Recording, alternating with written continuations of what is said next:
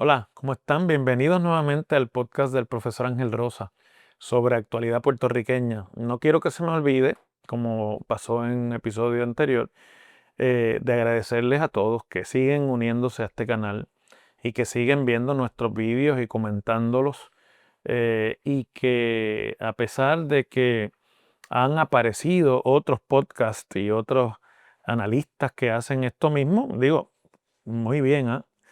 Pues siguen siempre mirando este análisis que hacemos. Recuerden que los tienen en el canal de YouTube, en la página de Facebook de Profesor Ángel Rosa y en la red o en la plataforma de Spotify. Eh, y creo que en otras plataformas también, porque últimamente he visto el podcast también en Apple Podcast y en otras. Pero bueno, sigan viéndonos, sigan uniéndose, sigan comentando y si les gusta compartiendo este contenido con personas que puedan estar interesadas sobre los temas de Puerto Rico.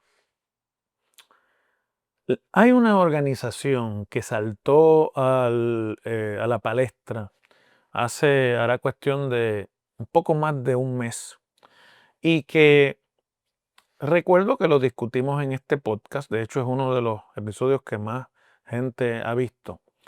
Eh, Porque este grupo se supo a través de un medio de comunicación inglés, que luego supimos que era gente de Puerto Rico y puertorriqueños en la diáspora, ha estado trabajando a su manera, visitando oficinas, enviando emails en el Congreso de los Estados Unidos y en la Casa Blanca, para que la administración de Donald Trump considere la idea de que el presidente, mediante acción ejecutiva, encamine la independencia de Puerto Rico. Eso en aquel momento levantó un revuelo porque va a contrapelo de lo que ha sido tradicionalmente la discusión sobre esto en Puerto Rico. La cláusula territorial de la Constitución de los Estados Unidos dice que el Congreso gobierna y adopta las reglas para el gobierno de los territorios. Y por lo tanto, siempre hemos tenido en mente que esto es un asunto que le compete al Congreso resolver. Pero el argumento que hacen este grupo, que se llama Plan B Independencia, es fundamentalmente que el presidente, teniendo poderes como tiene para la administración de tratados y Puerto Rico habiendo sido cedido por España a los Estados Unidos en 1898 como parte del Tratado de París que puso fin a la guerra hispanoamericana, tiene el presidente las prerrogativas ejecutivas para eh, cambiar, enmendar y cancelar los tratados. También esa es una discusión jurídica que es hasta de entronque constitucional, pero ese es el argumento. Eh, y entonces, esto obviamente recuerda aquel argumento de Pedro Albizu Campos, que decía que el Tratado de París no era válido porque no se había cumplido con los requisitos del derecho internacional de consultar a los puertorriqueños sobre su futuro. Pero bueno, en la historia colonial de Puerto Rico, las consultas han sido lo menos que ha ocurrido, ya a lo largo de más de 125 años, casi 130. El punto es que salieron un grupo de puertorriqueños, el licenciado Rolando Emanueli, el ex decano de la Escuela de Eugenio María de Hostos de Derecho en Mayagüez, que ya no existe, Carlos Rivera Lugo, la economista Marta Quiñones, Javier Hernández, que es un puertorriqueño que vive en los Estados Unidos y que escribió mucho de lo que apareció en la prensa en aquel momento sobre esta gestión. Y ellos dijeron que continuaban haciendo gestiones y que no las iban a revelar porque no quería que los demás partidos con sus cabilderos las fueran a torpedear para lograr que se les escuche. Eh, y esta semana hicieron una rueda de prensa en la que subieron un poco el nivel de la discusión, y presentaron un plan económico, un plan de desarrollo económico para un Puerto Rico soberano, eh, que se fundamenta en varios supuestos y en varios argumentos El que a mí me pareció más interesante es el argumento de que Estados Unidos es este barco a la deriva en manos de Donald Trump, que va sin rumbo y que se va a hundir, y que Puerto Rico no le conviene quedarse dentro de ese barco porque se va a hundir con los Estados Unidos.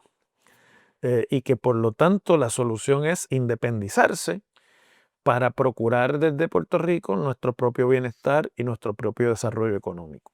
Cuando yo escucho eso, y con todos los años que tengo de experiencia en la política puertorriqueña como estudioso y también como participante, pienso que ese es un argumento que no puede estar dirigido a los puertorriqueños, porque 2/3 partes de los puertorriqueños dependen de ayudas federales, ya sea en su modalidad de asistencia económica para, por ejemplo, alimentación, ya sea en su modalidad de asistencia económica para el cuidado de salud a través del plan del gobierno que se financia casi en su totalidad con fondos federales, ya sea en su modalidad de ayuda económica para becas y estudios, para viviendas, etcétera, etcétera. Entonces, cuando usted tiene una población en que 2/3 partes dependen de fondos de ayuda para su subsistencia, o por lo menos eso piensa, es muy difícil romper esa mentalidad de dependencia porque el que depende piensa que si le quitan la ayuda, se hunde o queda desamparado.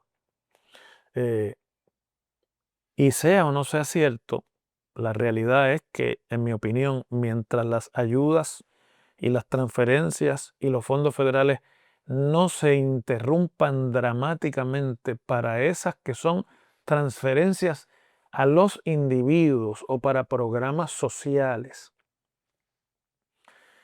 el puertorriqueño no va a considerar la idea de la independencia. Tendría que haber una ruptura dramática del flujo de esos fondos y de esa ayuda para que entonces en ese momento los puertorriqueños tengan que pensar en alternativas. Es decir, convencernos a mucha parte de la población de que hay que hacerlo antes de que eso ocurra, yo creo que no va a tener ni tiene mucha repercusión ni oído en la población en general en Puerto Rico.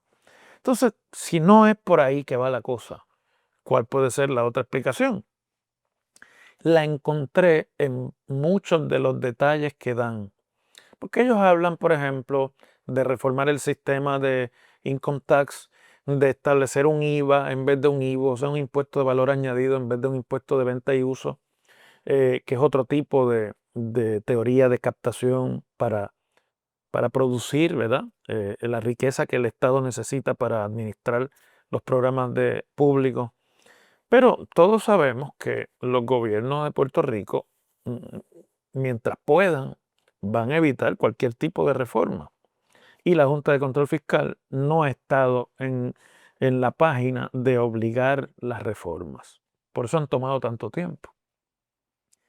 Hay entonces ahí una propuesta para la creación del Fondo para la transición a un Puerto Rico soberano, en la que ellos proponen que el gobierno de los Estados Unidos le transfiera como una especie de asignación en bloque unos 36.000 millones de dólares anuales al gobierno de Puerto Rico ya independizado, como una especie de asistencia para el aterrizaje en la independencia, el aterrizaje económico, y que esas asignaciones de 36.000 millones sean anualmente por 20 años. O que en su defecto el gobierno de los Estados Unidos negocie con Puerto Rico y asigne unos 489.000 millones de dólares, es decir, medio trillón de dólares, para de una vez para encaminar a Puerto Rico a esa transición. Entonces usted que me está viendo y que es inteligente dice, pero entonces, ¿cómo rompen la dependencia si es la independencia con asistencia de fondos federales o de fondos del gobierno de los Estados Unidos?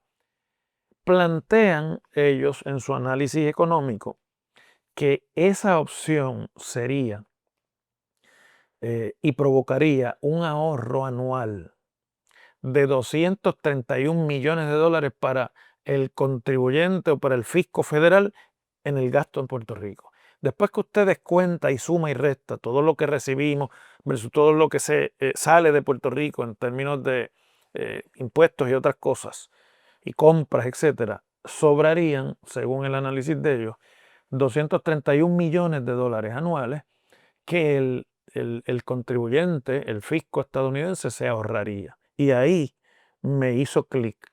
Ahí entendí a quién es que está dirigido este plan.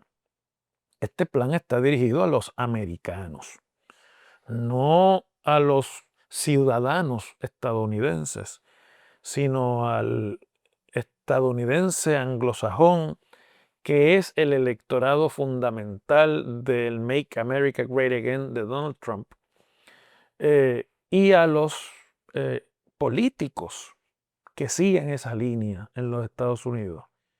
Básicamente para convencerles de que para Estados Unidos, para los americanos, es un negocio lucrativo que le ahorraría dinero salir de Puerto Rico, aun cuando sea salir de Puerto Rico asistidamente y financiando parte de la transición a la independencia.